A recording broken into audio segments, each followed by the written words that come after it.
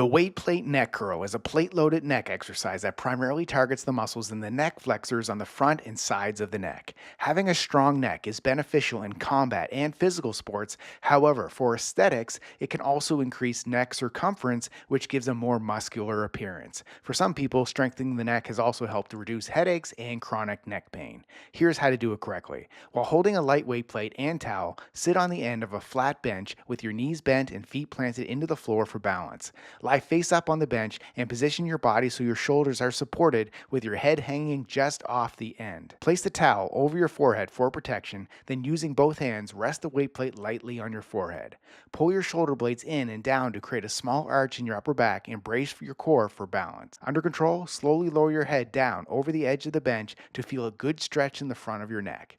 Using the muscles on the front of your neck, slowly raise your head. Remember, the only role of your hands is to hold the weight plate in place. Reverse the movement, following a smooth and controlled tempo. Repeat for reps.